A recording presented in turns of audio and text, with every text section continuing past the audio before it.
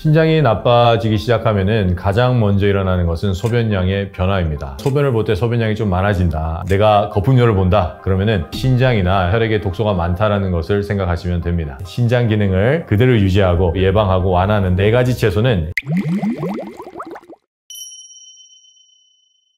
거품료가 나온다라는 것은 인체에 독소가 많다는 겁니다. 인체에 독소를 해독하는 기관은 크게 2가지 기관이 있습니다. 바로 간과 신장입니다. 간과 신장은 서로 이렇게 도와가면서 일을 하는데, 이때 신장은 소변으로 독소를 배출하고 간은 대변으로 독소를 배출하는 역할을 합니다. 우리 인체에 독소가 많을 때 이거를 소변으로 배출할 때 나타나는 것이 바로 거품들입니다. 내가 거품료를 본다, 그러면은 독소가 많다, 빨리 해독을 해야 되겠구나 라고 생각을 하시면 됩니다. 일시적으로 일어나는 거품료와 그리고 독소가 많음으로 인해서 일어나는 거품료의 가장 큰 차이점은 이게 얼마나 지속이 되느냐입니다. 내가 몸이 피곤하고 스트레스를 많이 받고 또는 먹어서는 안 되는 음식들을 먹어서 인체에 독소가 많이 쌓이게 될 때는 일시적으로 거품료가 일어납니다. 그리고 이게 그렇게 오래 가진 않아요. 길어봤자 한 2-3일이면 없어집니다. 하지만 정말 독소가 많이 쌓이고 내 심장에 부담이 느껴지기 시작할 때부터는 거품료가 아주 자주 나타납니다. 거의 매일이나 아니면은 뭐 이틀에 한 번씩. 그리고 이 거품료가 점점 더 많아지고 좀 심해지면은 소변에 약간 냄새나 또 색깔이 짙어지기도 합니다. 이런 것들이 계속해서 진행이 되면은 그냥 일시적인 것보다는 신장이나 혈액에 독소가 많다라는 것을 생각하시면 됩니다. 신장이 나빠지기 시작하면은 가장 먼저 일어나는 것은 소변량의 변화입니다. 소변을 볼 때 소변량이 좀 많아진다, 아니면은 밤에 소변을 누기 위해서 많이 깨시는 분들이 나타나기 시작을 하고요. 더 나아가서는 집중이 잘 안 되기 시작을 해요. 그리고 매일 피곤합니다. 그리고 뭘 하지 않았는데도 에너지가 계속 결핍이 되고요. 신장이 안 좋아서 독소가 계속 쌓이기 때문에 말초 혈관들의 혈액순환 저하로 인해서 밤에 다리에 지가 자주 납니다. 그리고 혈액순환이 잘 안 되기 때문에 가장 중력의 영향을 많이 받는 우리 발 주위나 발목 주위에 부종들이 생기기 시작을 합니다. 이유 모르게 피부가 많이 간지럽기도 합니다. 이것들이 신장 기능이 나빠지기 시작하면서 점점 나타나는 증상들입니다.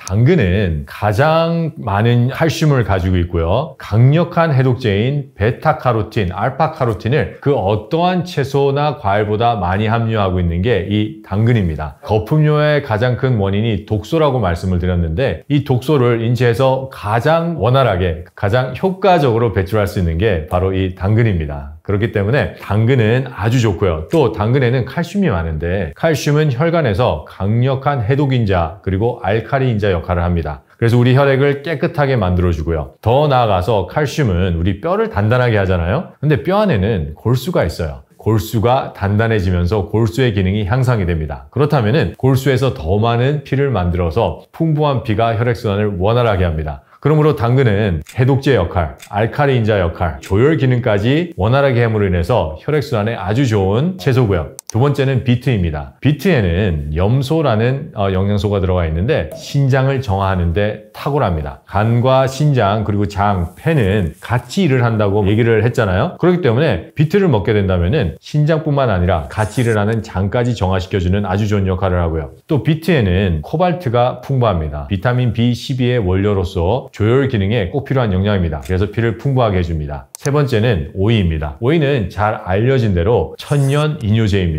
독을 잘 내보낼 수가 있겠죠. 코바티신이라는 강력한 항염, 항암제까지 존재하기 때문에 신장 기능을 예방하고 유지하는 데 아주 좋습니다. 밤미나리는 강력한 해독작용이 있다고 알려져 있는데, 그 외에도 캄펜이라는 독특한 성분이 들어가 있습니다. 조골세포의 기능을 향상시켜주기 때문에 골다공증의 약으로도 많이 쓰이는데, 그 외에도 말초 혈관을 확장시켜줍니다. 그래서 우리의 신장의 혈관을 확장시켜주는 역할을 하고요. 자연 이뇨 작용을 돕고요. 더 나아가서는 모세혈관의 저항성을 높여주기 때문에 신장에 있는 모세혈관을 아주 튼튼하게 도와줍니다. 그 외에 또 베타피렌은 강력한 항염제이면서 인지 기능을 향상시켜주는데 아주 큰 효과가 있다고 많은 연구에서 얘기를 하고 있습니다. 그래서 이 4가지 채소는 신장 기능을 그대로 유지하고 또 예방하고 완화하는 데 큰 효과가 있습니다. 제가 말씀드린 4가지 채소의 효능을 극대화시키는 섭취 방법은 바로 생즙을 내서 먹는 방법입니다. 특이한 점이 전부 다 채소의 섬유질 안에 있습니다. 이 섬유질 안에 있는 것들 우리가 어느 정도 잘 축출해 먹느냐가 가장 중요한데 가장 효과적으로 축출해낼 수 있는 방법이 녹즙기에 신선한 재료를 써서 먹는 방법입니다. 하지만 여기서 주의하셔야 될 점은 만약에 내가 지금 신장 질환이 있다라면은 꼭 상담을 받고 이 채소들을 먹어야 됩니다.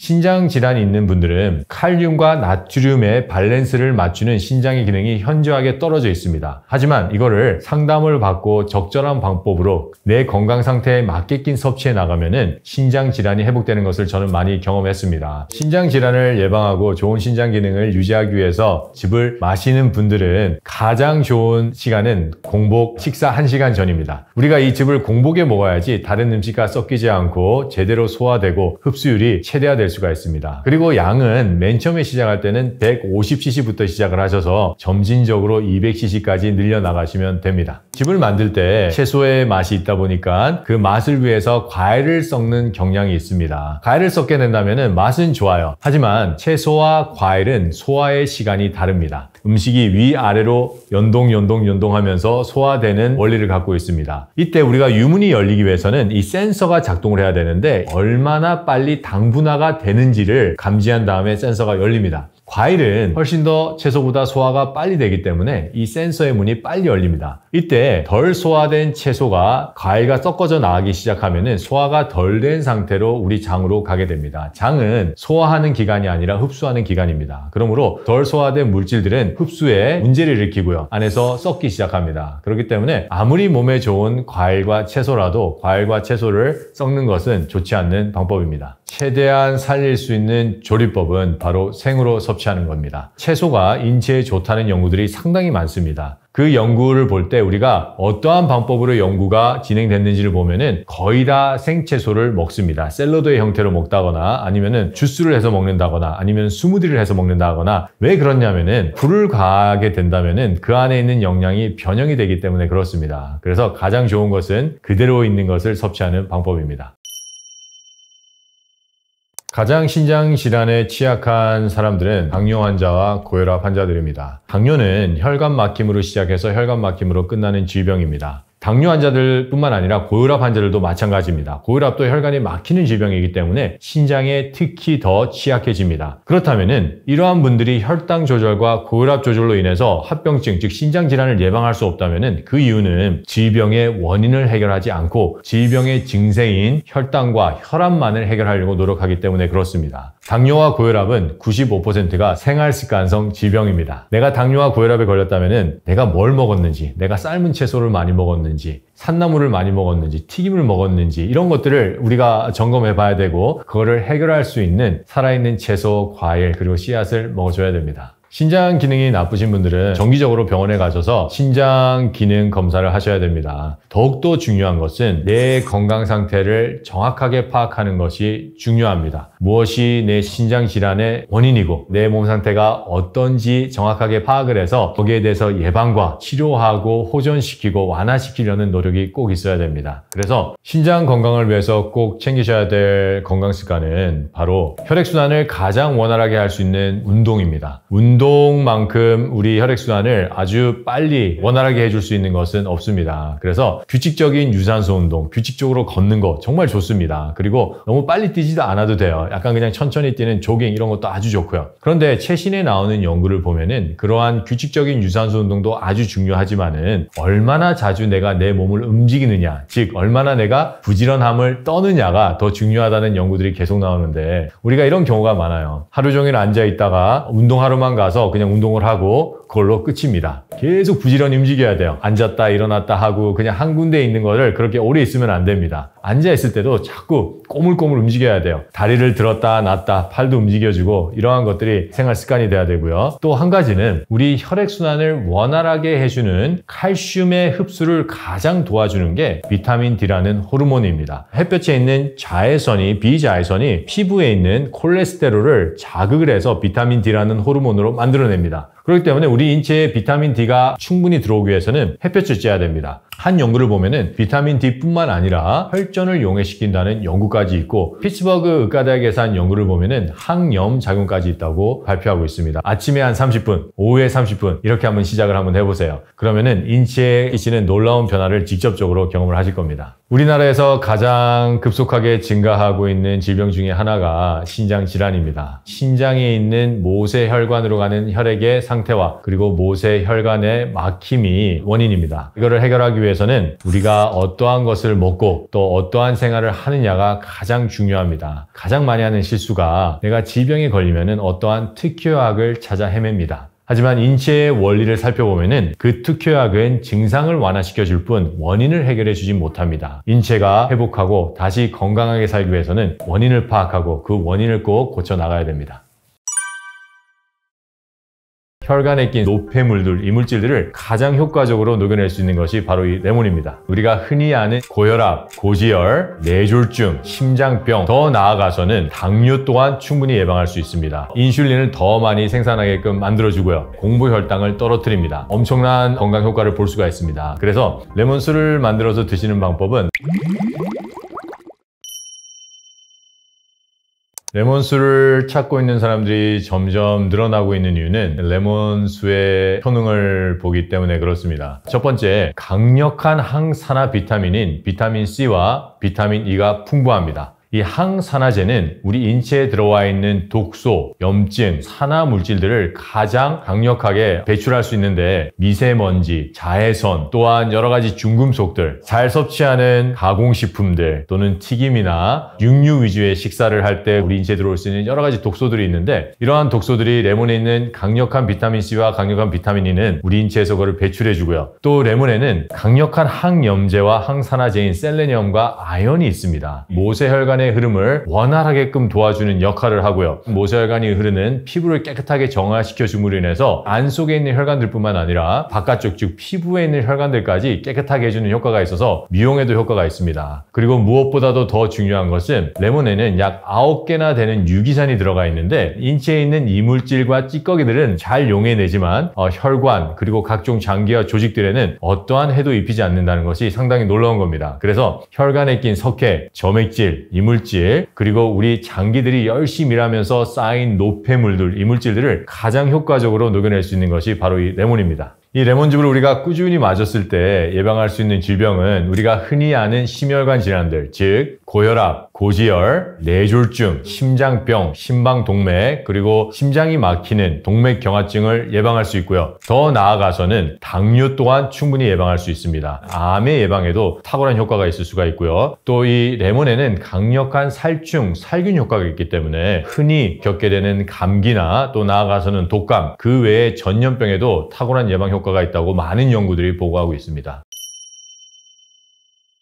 레몬즙과 함께 먹으면 정말 좋은 과일이 있습니다. 그 과일은 바로 석류입니다. 석류의 씨와 석류의 열매 그리고 껍질로 이루어져 있는데, 석류의 열매 안에는 회색깔빛의 석류의 씨앗이 있습니다. 칼슘과 에스트로겐이 풍부합니다. 그래서 이제 갱년기 여성들이 먹으면 갱년기 증상을 예방 또는 완화할 수 있고요. 더 나아가서는 칼슘이 많기 때문에 증상만 완화하는 것이 아니라 갱년기 증상의 원인 또한 치료가 할 수 있는 게 바로 석류입니다. 석류는 과일 중에서 항산화 지수가 가장 높은 과일입니다. 그 말은 항염 그리고 항산화 영양제, 플라보노이드나 폴리피놀 이런 것들이 가장 풍부하다는 건데, 이 항염과 항산화 역할을 강력히 함으로써 동맥경화증에도 아주 큰 효과가 있다고 보고되고 있습니다. 더 나아가서 이 석류에는 엘라지탄닌이라는 아주 특수한 영양소가 들어가 있는데, 신경에 직접적으로 항염, 항산화 그리고 활성산소를 없애는 역할을 하고 신경세포를 강하게 하는 역할을 합니다. 그래서 최근 나온 연구들을 보면은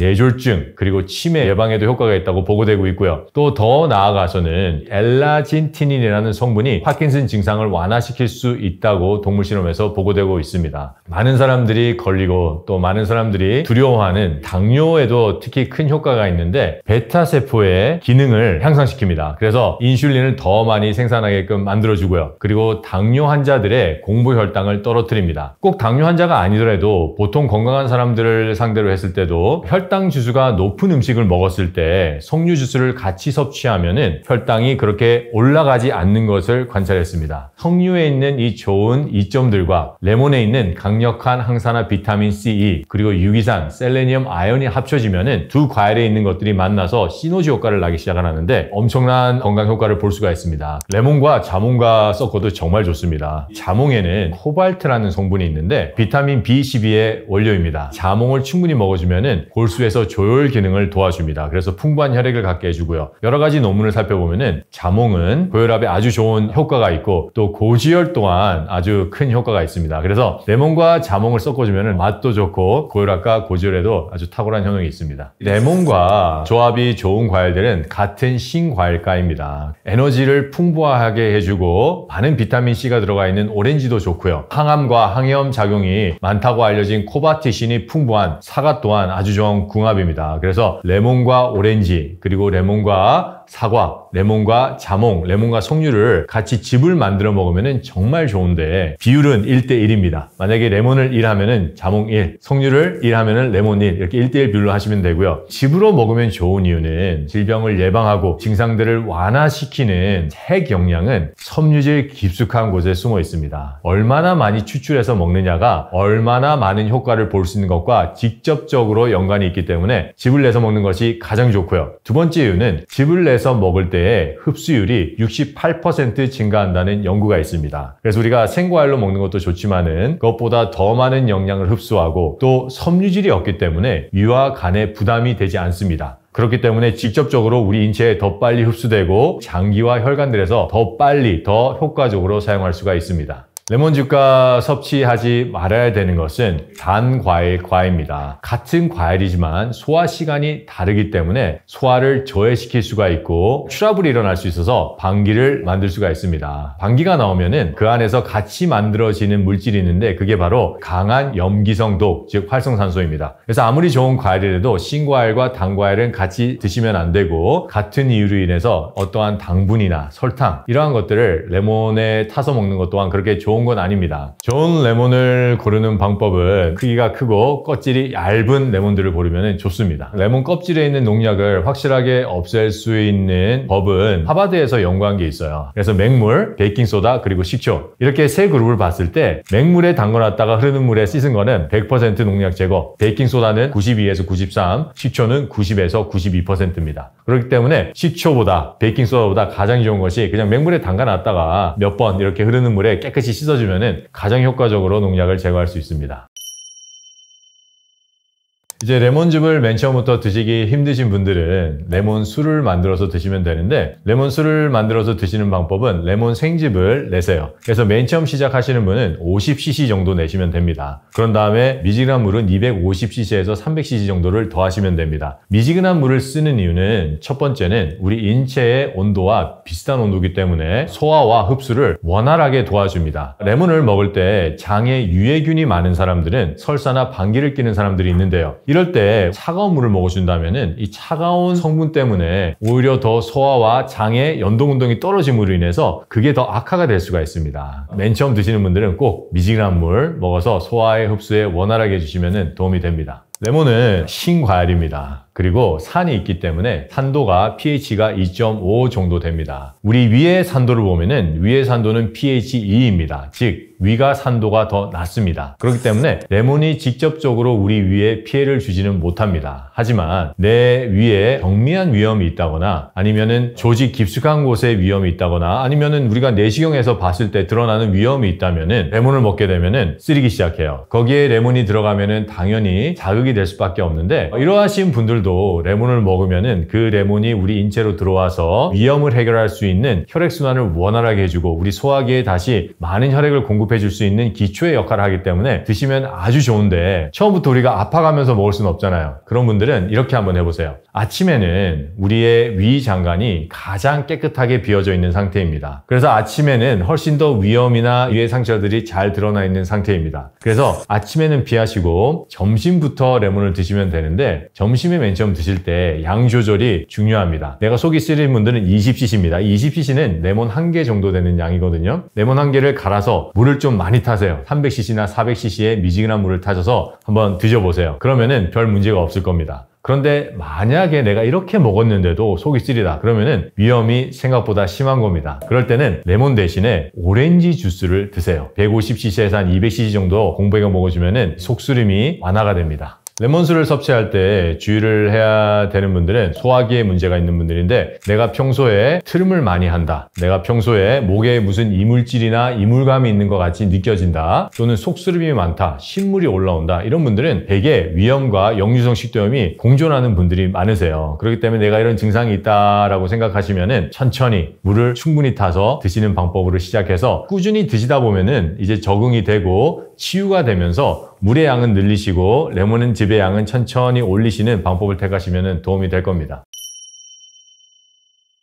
레몬에 대한 가장 흔한 오해 중에 하나가 레몬을 먹으면 산이 강해서 내 치아를 부식시킨다라는 건데 이런 실험이 있었어요. 이 실험은 오렌지 주스를 썼습니다. 오렌지 주스에 치아를 일주일 넣어놨더니 치아에 부식이 일어나지 않았습니다. 우리 인체에는 여러 가지 방어 기전이 있습니다. 예를 들어서 우리가 레몬을 먹을 때 군침이 돌잖아요. 바이카르브라는 알칼리성 물질이 많이 나오기 시작을 합니다. 그러면서 우리 입이 산이 들어오는 것을 준비를 시킵니다. 그리고 우리가 레몬을 삼키는 동시에 인체에서는 칼슘과 파스페이트 같은 걸 또 계속 방출해냅니다. 그렇기 때문에 레몬을 먹고 입의 산도가 다시 정상적인 산도로 돌아올 때는 1초와 2초 정도밖에 걸리지 않는다고 보고하고 있습니다. 그러므로 레몬은 우리 치아를 부식할 수가 없습니다. 다른 흔한 오해는 레몬은 산이 많기 때문에 오히려 너무 많이 먹으면 인체를 산성화시키지 않겠느냐라는 오해를 하시는데 우리 위와 소장까지는 산입니다. 하지만 소장에서 간으로 흡수돼서 레몬에 있는 산들을 알칼리화시키기 시작합니다. 레몬에는 이 시치루산이라는 유기산이 있고요. 하지만 이 시치루산 외에도 한 8개 정도의 다른 유기산들이 있습니다. 이 시치루산은 레몬에 가장 많은 산 중에 하나인데 이것은 간에서 알칼리화되고 나머지 유기산들은 산의 존재로 유지를 하면서 중성의 상태로 우리 인체를 돌아다니기 시작을 합니다. 그렇기 때문에 레몬을 먹고 인체가 산성화된다는 것은 과학적으로 잘못된 상식입니다. 시중에서 유통되는 레몬 주스는 직접 짠 생즙과는 큰 차이가 있습니다. 시중에서 유통하기 위해서는 멸균 과정을 거쳐야 됩니다. 이 멸균 과정을 거칠 때 화학적 요법을 쓴다면은 레몬에 있는 비타민 C, 비타민 E, 그리고 셀레늄, 아연, 또한 유기산까지 변형이 오기 때문에 효과를 볼 수가 없고요. 그리고 균을 죽일 정도의 압이라면은 그 안에 있는 영양분 또한 파괴를 시킬 가능성이 아주 높습니다. 그렇기 때문에 레몬 생즙을 내서 먹는 것보다는 훨씬 효과를 볼 수가 없습니다. 하지만 유통되는 레몬즙을 먹고도 어느 정도 효과를 봤다고 하는 분들이 있습니다. 그건 왜 그렇냐면은 그 안에 있는 영양은 변형되고 없어졌지만은 신과일이기 때문에 약간 식초와 같은 역할을 한다고 생각이 됩니다. 하지만 하버드에서는 뭐라고 얘기를 하냐면은 두 가지 효과는 있지만은 식초를 발효하는 과정에서 수많은 독소들이 나온다. 그렇기 때문에 유통되는 레몬즙을 먹고 내가 어느 정도 효능을 본다는 것은 처음에는 반짝 효과를 볼 수가 있지만은 오랫동안 먹으면은 득보다는 실이 솔직히 염려가 됩니다. 최근에 나오는 연구들을 보면은 인체는 하루에 적어도 10에서 15서빙 정도의 야채와 과일을 먹어야 된다고 하는데 그렇다면은 우리가 건강을 유지하고 질병을 예방하기 위해서는 10개에서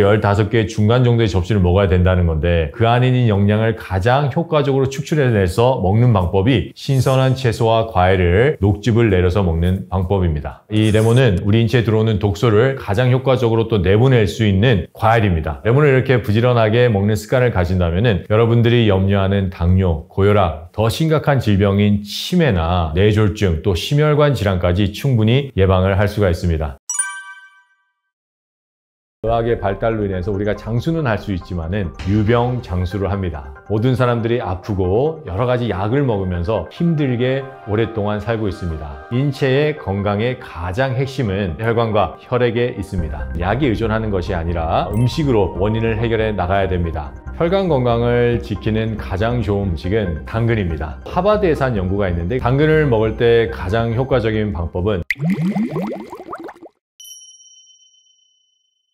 영양소와 산소를 공급하는 것은 혈액입니다. 그리고 이 혈액이 가는 길이 혈관입니다. 그 혈관 중에서도 세포에 직접적으로 영양소와 산소를 주는 것은 모세혈관입니다. 모세혈관과 그 혈관을 흐르는 혈액이 충분하지 않고 깨끗하지 않다면 건강을 유지하지 못합니다. 그래서 세포가 충분한 영양소와 산소를 받지 못해서 기능을 못하고 죽어가는 것을 우리는 노화된다라고 얘기를 하고요. 세포가 모세혈관에 충분한 혈액과 깨끗한 혈액을 공급받아서 재생하는 것을 우리는 건강하다라고 표현을 하는 겁니다. 인체의 건강의 가장 핵심은 모세혈관과 그 모세혈관을 흐르는 혈액에 있습니다. 혈전은 피떡이라고도 우리가 표현을 합니다. 혈전이 생기는 원인은 혈구들이 우리 인체 안에서 파괴가 되기 때문에 그렇습니다. 계속해서 방치하면은 심각한 일들이 일어나게 되는데, 우리가 잘 아는 뇌경색 또는 심근경색, 더 나아가서는 압이 계속 차게 되면은 뇌출혈까지도 일어날 수 있는 아주 심각한 질병들을 일으킬 수 있는 것이 바로 혈전입니다. 혈전을 만들어내는 것은 소화 불량을 일으키는 식생활 습관인데, 첫 번째는 꼭꼭 씹지 않는 겁니다. 식사를 할 때 가장 먼저 소화를 시키는 소화기관, 즉 입이 있는데 여기를 너무 많이 안 써요. 덜 씹어진 음식은 위에 가서 훨씬 더 많은 소화를 요구합니다. 위에서 충분한 소화가 되지 않고 그냥 장으로 넘어갑니다. 장에서는 덜 소화된 음식들은 썩기 시작하고 발생하는 게 활성산소입니다. 또 다른 거는 과식입니다. 너무 많이 먹어서 우리가 소화하지 못할 때 똑같이 음식은 위와 장에서 썩기 시작하면서 활성산소를 만들어내고요. 세 번째는 간식입니다. 시도 때도 없이 간식을 하거나 야식을 하면은 중간중간에 위산을 써버리기 때문에 점심이나 아침 때는 위산이 적게 나오기 시작을 합니다. 이 소화가 덜 된 음식들은 장에서 썩으면서 활성산소를 만들어냅니다. 첫 번째로 신진대사가 저하됨으로 인해서 몸이 힘이 없어요. 활력이 없습니다. 그리고 인체에서 신진대사를 많이 하지 않기 때문에 그만큼 많은 에너지를 필요로 하지 않습니다. 그래서 식욕이 점점 떨어집니다. 그 외에 아주 흔한 증상은 혈관까지 혈액이 가지 않기 때문에 손발이 차가워지고요. 혈액순환이 잘 안 되게 되면 몸에 노폐물들이 많이 쌓이게 됩니다. 혈액순환이 원활하게 일어나야지 혈관을 청소해 줄 수가 있는데, 독소가 많아서 피가 끈적끈적하고 산성화가 돼서 피가 원활하게 흐르지 않는다면 이물질과 노폐물들은 점점 쌓이게 되고 독소로서 많은 질병의 원인이 되게 됩니다. 혈관 건강을 지키는 가장 좋은 방법은 음식입니다. 필요할 때는 약의 도움을 받아야 됩니다. 하지만 원인을 해결하기 위해서는 약에 의존하는 것이 아니라 음식으로 원인을 해결해 나가야 됩니다. 혈관 건강을 지키기 위해서 가장 많이 먹는 음식은 바로 당근입니다. 당근을 계속 섭취했을 때 동맥경화증이 약 40% 정도 감소하는 것을 목격했고요. 또 하버드에서 한 연구가 있는데, 당근과 채소를 충분히 먹는 사람들은 동맥경화증의 감소가 30% 이상 일어났고요. 이만큼 당근에 있는 영양이 우리 혈관 건강을 튼튼하게 해줍니다. 당근이 혈관 건강에 좋은 이유는 우리 혈액을 해독하고 알칼리시키는 칼슘의 흡수를 돕는 비타민 D가 풍부하고요. 또 비타민 K2 또한 풍부합니다. 그 외에도 혈관의 건강을 직접적으로 책임지는 칼슘이 채소 중에서 가장 많이 들어있고요. 그리고 혈액 안에 있는 독을 해결시키는 카로틴이 또 풍부합니다. 채소를 먹을 때 유기농을 먹는다면 그 안에 더 많은 영양이 있겠죠. 유기농을 내가 먹을 수 있는 사람들은 유기농을 드시고, 그렇지 않는 분들은 유기농이 아닌 당근이라도 많은 영양이 들어가 있으니까 드시면 좋습니다.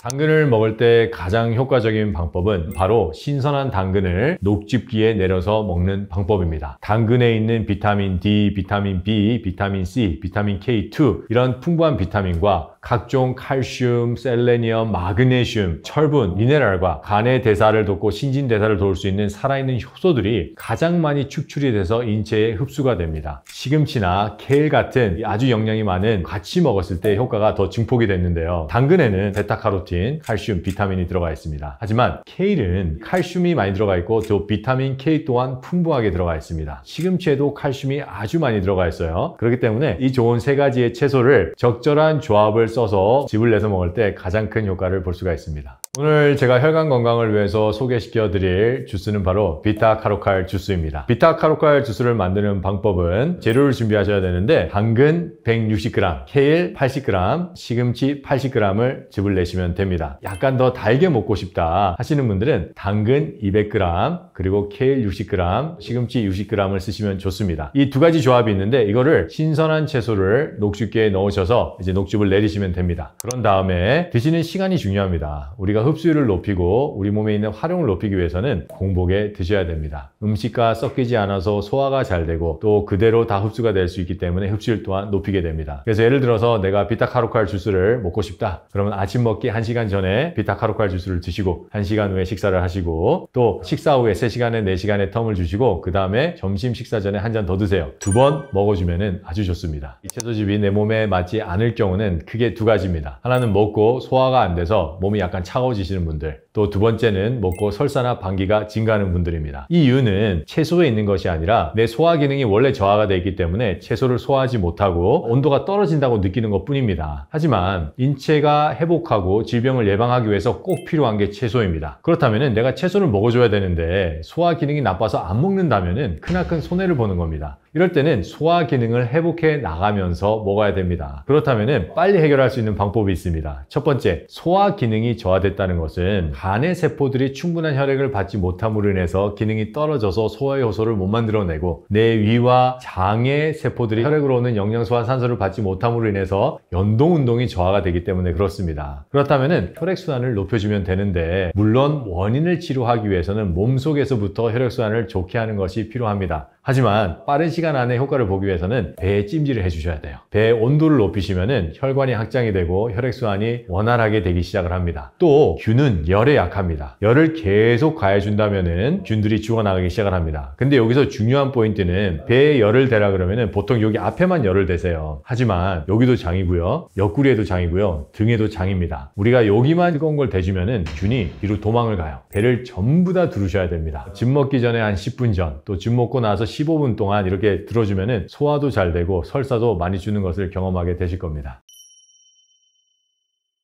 당근 외에도 혈관 건강을 지키는 가장 좋은 식습관은 바로 흰과일 주스를 부지런하게 먹는 겁니다. 그 중에서도 제가 가장 추천드리는 것은 바로 레몬즙입니다. 이 혈액순환이 잘 안 되는 원인을 살펴보면 가장 큰 원인은 석회, 2번째는 점액질, 3번째는 이물질, 4번째가 지방입니다. 가장 많이 혈액순환 저하를 차지하는 것은 석회입니다. 그리고 점액질이에요. 그렇다면 석회와 점액질을 녹여낼 수 있는 물질이 있어야 되는데 그게 바로 유기산입니다. 이 유기산이 가장 풍부한 음식이 바로 레몬입니다. 이 레몬은 유기산뿐만 아니라 독소들을 해결해 줄 수 있는 비타민 C, 비타민 E, 셀레니엄, 아연 또한 풍부합니다. 매일 레몬을 먹고 매일 당근을 먹어주는 이 생활 습관을 가진다면 우리 혈액 건강에 아주 탁월한 효과를 볼 수가 있습니다. 그래도 혈관 건강에 좋은 것은 바로 햇볕쬐기입니다. 햇볕에는 크게 2가지의 좋은 성분이 있는데 첫 번째는 비타민 D입니다. 햇볕에 피부를 노출해야 됩니다. 자외선은 옷을 통과할 수가 없어요. 그래서 피부를 노출하셔야 되고, 그래서 아침에 한 30분, 오후에 30분 정도 쬐면 좋은 비타민 D가 우리 인체에 들어오게 됩니다. 그리고 다른 좋은 영양은 원적외선인데 낮은 에너지입니다. 인체의 염증에 아주 좋고요. 그리고 세포들이 신진대사할 때 꼭 필요한 항산화 요소를 강력하게 공급해 주는 것이 이 원적외선입니다. 아침에 일어나서 열심히 일하고 집에 오면 또 피곤하고 막상 건강을 챙기기가 힘듭니다. 그런데 우리가 여기서 생각해 봐야 될 것은 가장 중요한 게 건강이에요.